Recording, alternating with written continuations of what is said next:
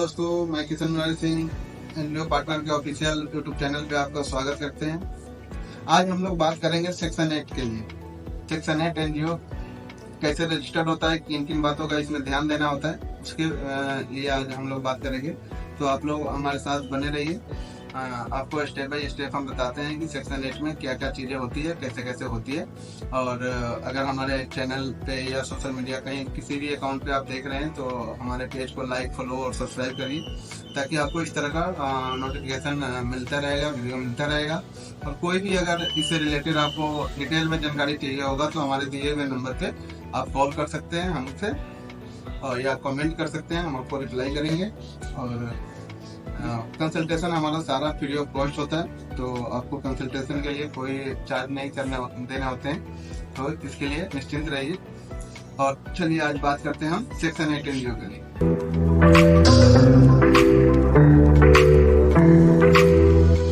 तो section 8 NGO registration के लिए सबसे पहले हमें नेम अप्रूवल लेनी होती है। नेम अप्रूवल इसमें बहुत ही मोस्ट इम्पोर्टेंट चीज है।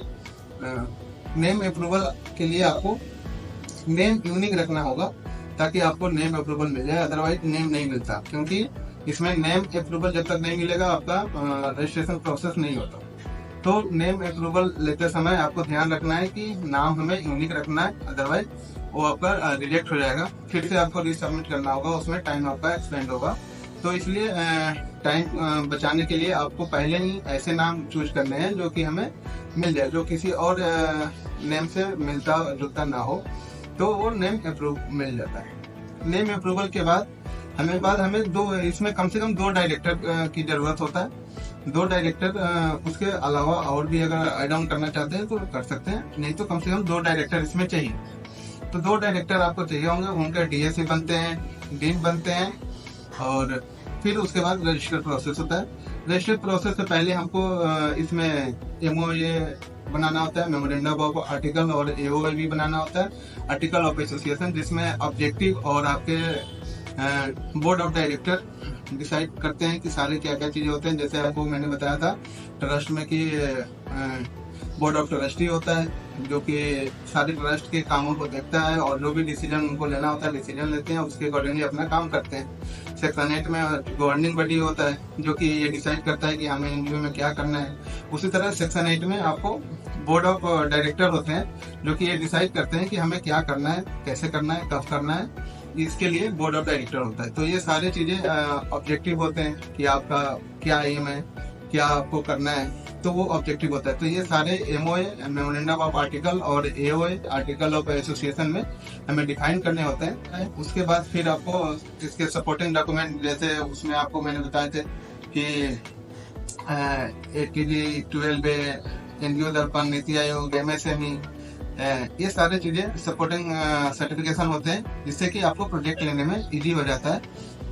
तो ये सब चीजें बनती है। एनुअल कंप्लायंस की बात करें तो एनुअल कंप्लायंस इसमें कंपलसरी होता है, जैसे ऑडिट हो गया, ITR हो गया, अगर 12 ATD लिया है तो 10 BD हो गया, डायरेक्टर KYC हो गया।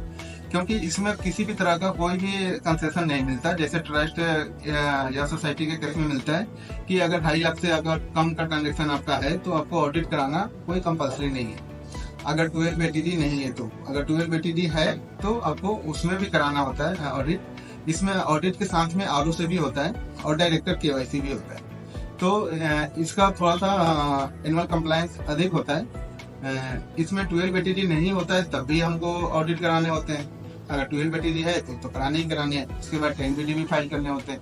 तो ये सारी चीजें होती हैं, जिसमें कि एनुअल कंप्लायंस में इसमें ऑडिट, ITR, आपका डायरेक्टर KYC, ये सब चीजें होता है।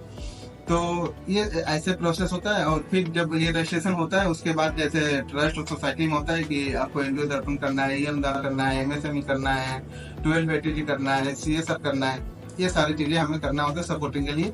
इन सब चीजों पे मैं आगे आपको वीडियो बनाऊंगा कि ATD क्या होता है, उसका क्या बेनिफिट होता है, 12 क्या है, एनजीओ दर्पण क्या है, इन सब का प्रोसेस भी बताऊंगा कैसे कैसे होता है।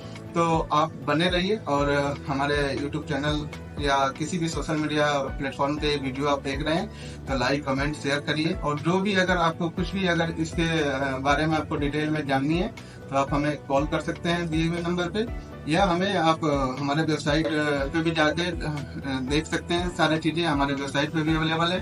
हमारा वेबसाइट है www.ngopartner.co.in और हमारा मोबाइल नंबर है 7210449958। इस पे आप हमें कांटेक्ट कर सकते हैं या वीडियो में कमेंट कर सकते हैं, हम आपको 100% रिप्लाई करेंगे।